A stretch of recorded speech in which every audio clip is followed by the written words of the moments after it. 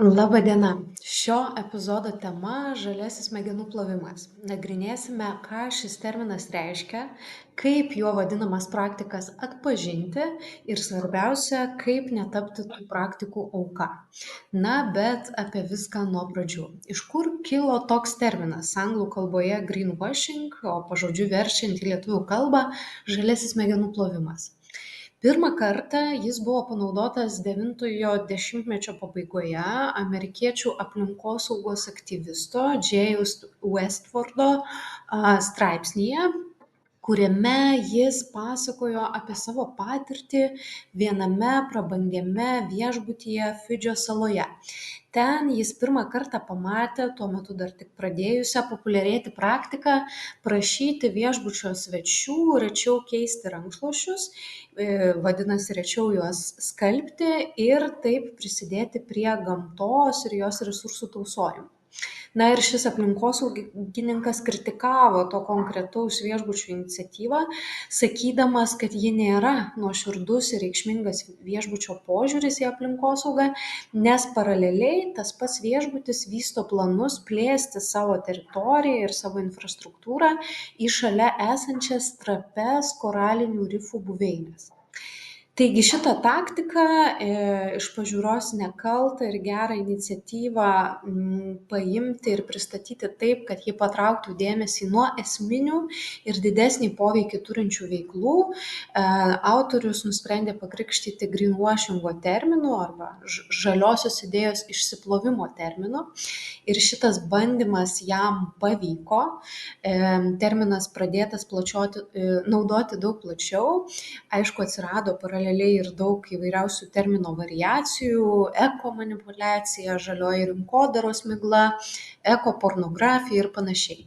Tačiau iš principo visi jie kalba apie vieną ir tą patį, apie apgaulingą rinkodarinę strategiją, kurios dėmesio centre yra nepagrįstų arba kartais net atvirai klaidinančių aplinkosauginių pranašumų išryškinimas vardan neigiamos aplinkosaugine prasme informacijos nuslėpimo. Ko siekiama tokia taktika, tai be investicijų įgyti žaliojo marketingo privalumus, sustiprinti įspūdį apie savo socialinę atsakomybę, pagerinti įvaizdį ir tokiomis priemonėmis padidinti arba prekės pardavimus, arba pelną, arba įgyti kitokio pobūdžio naudą savo. Kiek tokia praktika paplitusi, skaičių ir tyrimų galime rasti labai įvairių. Štai vienas atliktas Europos komisijos, nagrinėjantis mūsų europietišką rinką, sako, kad net 4 atvejais iš 10, kaip ekologiški ar draugiški aplinkai reklamuojami produktai, neturi tam pakankamai pagrindimo. Kitaip tariant, teiginiai reklaminiai yra arba perdėti, arba melagingi, arba tiesiogiai apgaulingi. Kodėl net tokioje pažangioje visuomenėje, kokią save laiko Europos Sąjungos bendruomenė, tokių atvejų pasitaiko? Atsakymą diktuoja pati rinkos ekonomika ir jos dėsniai. Fiksuojama, kad dabartiniai vartotojai turi lūkestį aplinkai draugiškesniai gamybai ir aplinkai draugiškesniai produkcijai. Daugybė nuomonės tyrimų rodo, kad vartotojai netgi pasiryžę daugiau ir ženkliai daugiau sumokėti už tokią gamtai draugišką produkciją. Ir tai ypatingai ryšku Z kartos žmonių tarpe, žmonių, kurie, sakykime, dar tik bręstantys vartotojai ir vartotojais diktuojančiais poreikių madas bus labai ilgą laiką. Ir kai rinkoje nėra didelės baimės būti pagautam arba nubaustam už manipuliavimą, lūkesčiais, pagunda be didelių investicijų pasiimti žalumo įspūdį paprastai nugali.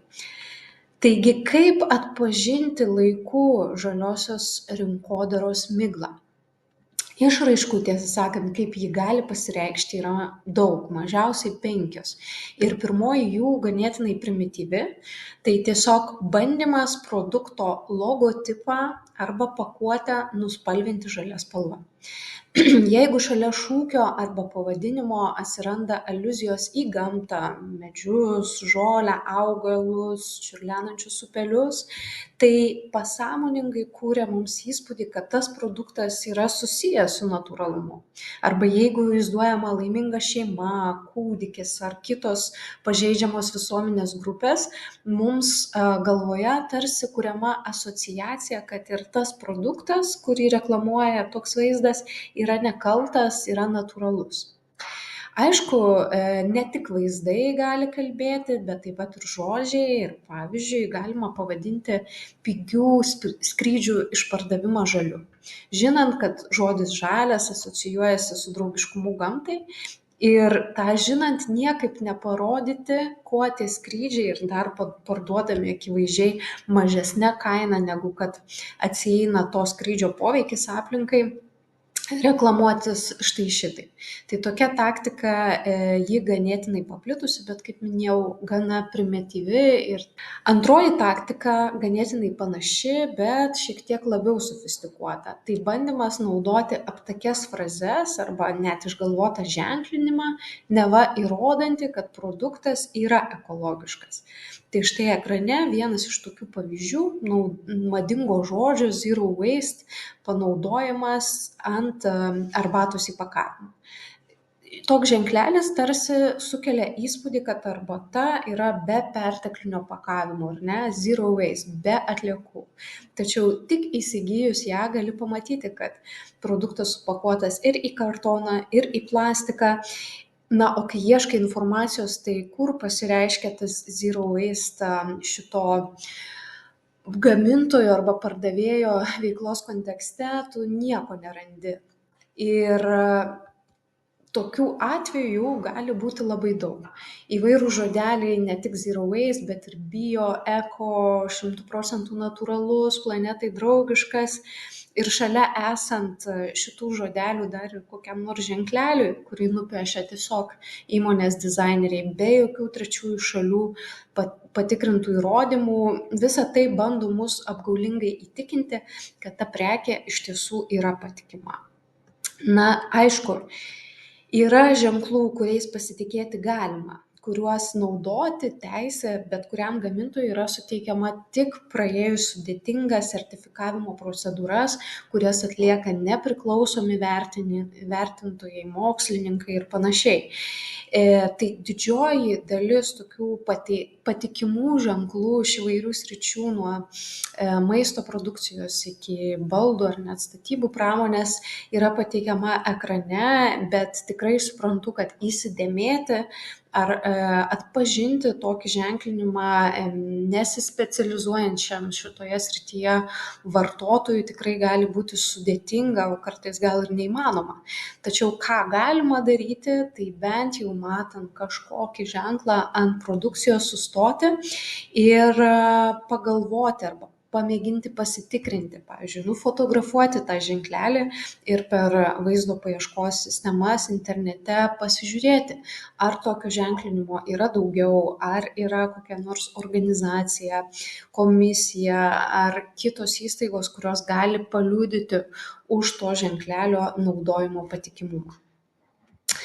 Na, dar viena taktika, trečioji, yra susijusi labiau su skaičiais nei kad su vaizdais, ir ji gali pasireikšti kaip lyginimas, pavyzdžiui, nepateikiant pilnos informacijos, kuri suteiktų pagrindą tam lyginimui.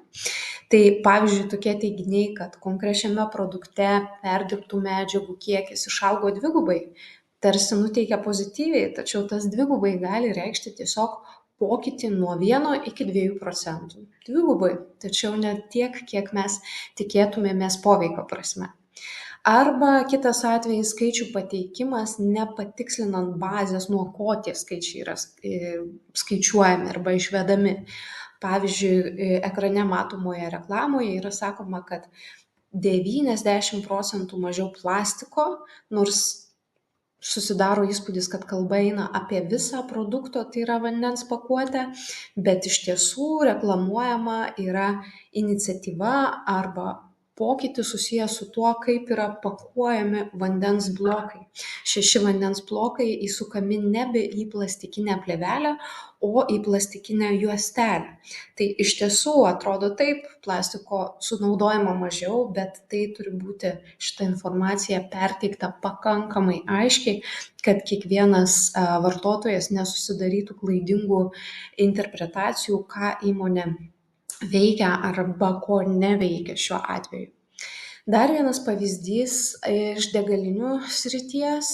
Įmonė Neste savo degalinėse reklamavo parduodamą dyzeliną kaip 20% mažiau taršų, tarsi sudarydama įspūdį, kad lyginasi su konkurentų produkcija.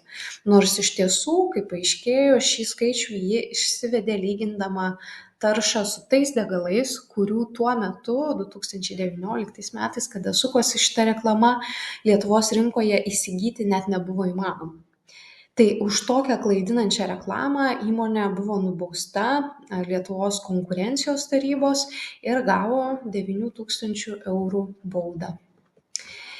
Dar viena taktika, kurią taiko žaliosios rinkodaros miglos pūtėjai, yra mėginimas nukreipti dėmesį nuo pagrindinės savo veiklos poveikio vienkartiniais projektais arba draugystėmis, partnerystėmis su iš tiesų aplinkai draugiškomis organizacijomis. Taigi tos pačios degalinės atstovai Lietuvoje reklamavosi, kad prisidės prie daromų organizacijų veiklos švarinant Baltijos jūros pakrantes. Prisidės, tačiau su sąlyga, kad mes pirksime dar daugiau jų dyzelinų. Nuo kiekvieno papildomo litro įsigyto apmokant ne šiaip, o būtent per mobiliąją programėlę. 10 centų bus tam skirta, bet ne nuo litro, o nuo visos sumos, kurią išleisi to vieno įsipylimo metu. Tai atrodytų partneriai tarsi teisingi, sąžiningi, pati iniciatyva ar intencija prisidėti prie Baltijos jūros švarinimo tarsi gera, bet visa tai yra daroma ne įmonės jau sukaupto pelno sąskaita, daroma skatinant taršą, gilinant į vartojimą, kurio ir taip mes turime per daug ir per kurį stebime klimato krizės apraiškas. Panašus atvejis užfiksuotas ir Didžiojoje Britanijoje, kai šioje šalyje prieš keletą metų vyko COP, vadinamasis aukščiausių politinių viršūnių susitikimas klimato krizės klausimams. Tai šią progą vienas žinomiausių Didžiosios Britanijos bankų užtvindė miestą lauko reklamomis, kuriuose dominavo šūkiai apie tai, kaip tas bankas rimtai vertina klimato krizę, kaip yra pasiryžęs prisidėti prie jo sprendimo, kaip 1 milijardą svarų skirs tranzicijai, kovai su klimato krize ir panašiai. Tačiau darydama šitą reklaminę lauko kampaniją, tokią progą bankas labai sąmoningai nutylėjo, kad jis yra antras pagal dydį Europoje skiriantis paskolas iškastinio kuro verslams. Verslams, kurių veikla tiesiogiai ir gilina klimato krizę. Taigi Jungtinės karalystės reklamos priežiūros institucijos tokią banko reklamą uždraudė dėl klaidingų pareiškimų ir maža to įpareigojo, kad visose būsimose kampanijose bankas turi atskleisti savo realų indėlį į šitą procesą, kurį deklaruoja, kad taip giliai yra pasiryžęs spręsti. Tai yra tiksliai nurodyti, kiek yra išdavęs paskolų suma pinigų ir kokį indėlį palyginimui jis daro tam, kad tas problemas spręstų. Na ir paskutinė, sakyčiau, labiausiai sofistikuota taktika iš iki šiol paminėtų yra susijusi su anglies emisijų kompensavimo mechanizmu. Aš ją vadinu šią taktiką hipnotizavimu arba to mechanizmo svarbos pervertinimu. Tai iš principo populiariausias tokios taktikos taikymo pavyzdys yra medžių sodinimas. Įmonės daug reklamuojasi, kaip dalyvauja miškasodžiuose, kaip skiria pinigus naujų miškų įveisimui ir panašiai, tačiau sakydami A nepasako B. O B yra tai, kad nepaisant to, kiek daug mes miškų ar medžių atskirų pasodintume, mes neturime kaip visuomenė absoliučiai jokios garantijos, kad tie medžiai iš tikrųjų užaugs ir atliks tą darbą, dėl kurio yra sodinami. Kad sukurs bioįvairovę, kad sugers anglį iš atmosferos ir ją užrakins medienoje ilgą laiką ir panašiai. Kodėl tokios garantijos nėra? Todėl, kad gyvename klimato krizės laikais.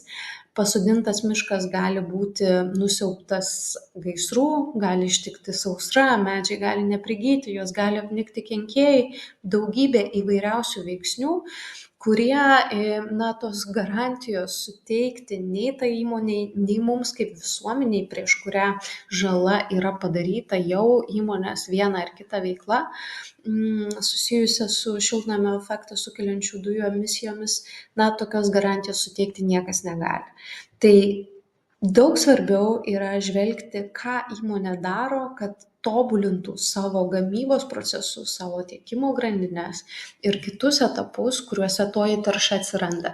Numeris 1 uždavinys turėtų būti tą taršą mažinti, o tik tais atvejais, kai einamuoju metu jos likviduoti neįmanoma ar minimizuoti neįmanoma, išliekančią taršą kompensuoti, bet ne prieš pastatyti tos iniciatyvos kaip gelbėjančios visą situaciją.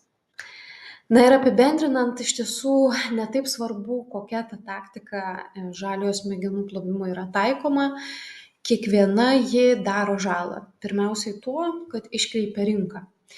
Nes į klimato kaitos mažinimo inovacijas investuojančios organizacijos ar įmonės, esant žaliosios miglos pūtėjams, praranda savo konkurencinį pranašumą ir apskritai motyvaciją tęsti tokias investicijas, nes jos mato, kad klientus, pinigus ir pelną galima pasiimti ir be jokių investicijų, kai tą daro nesąžiningi konkurentai. Antra neigiama pasekmė yra tai, kai manipuliacijos atskleidžiamos ir tie atvejai iš principo pakerta visuomenės pasitikėjimą net ir iš tikrųjų ekologiškais produktais arba paslaugomis. Na ir galiausiai dirbtinė reklama formuojamas visuomenėje klaidingas suvokimas, kad planetai svarbios problemos yra sprendžiamos, nors iš tikrųjų taip nėra. Ir visa sunki sprendimų susijusių su pokyčiais realiais našta tokiu būdu yra nustumiama į ateitį. Taigi, ką galime padaryti, būdami vartotojais? Tai visų pirma, ugdyti savo kritišką požiūrį. Žiūrėti ne tik į prekės ar produkto viršelį, bet į visą gaminio būvio ciklą. Tai yra nuo jo gamybos iki jo utilizavimo. Labai svarbu vertinti ne tik galutinę fazę, bet ir sudėtinės produkto dalis. Arba girdint apie vieną ar kitą įmonės gamtosaugišką iniciatyvą įsiklausyti, ar tai yra vienkartinis projektas, ar kompleksiško plano susijusio su perėjimu prie aplinkai draugiškesnės elgsenos dalis. Ar tos iniciatyvos mastelis yra adekvatus tam, ką galėtų padaryti įmonė, ar adekvatus tam, kokį poveikį padaro savo kasdienę veiklą. Kitas patarimas būtų, kai kyla menkiausių abejonių, ar viena ar kita iniciatyva atliekama sąžiningai, ar vieni ar kiti duomenys yra pateikiami sąžiningai, svarbu tokiais atvejais netylėti, o tas abejonės iškelti, tai yra klausti, reikalauti atsakymų.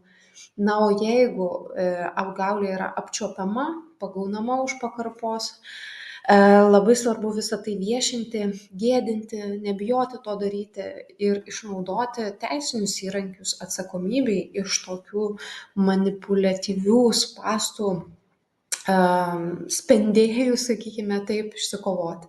Ir kalbant apie tuos teisinius įrankius, apskritai labai svarbu, kad jų būtų, kad formuotųsi politinė valia sustatyti tokias taisyklės ir tokius kontrolės mechanizmus, kad užsiimti žaliuoju smegenų plovimu ir nesinorėtų ir praktiškai nebūtų įmanoma. Na, o tą politinę valią suformuoti galima ir per dalyvavimą rinkimuose, ir per jungimąsi į įvairias pilietinės iniciatyvas, protestus, boikotus su žaliuoju smegenų plovimu susijusioms prekėms ir panašiai. Tai labai linkiu, kad atpažinus žaliąjį smegenų plovimą netektų tapti jo auka ir kad jus lydėtų visą laiką garsus kalbėjimas apie tokius atvejus, nes žaliasis smegenų plovimas veikia tik tada, kai mes apie jį tylime.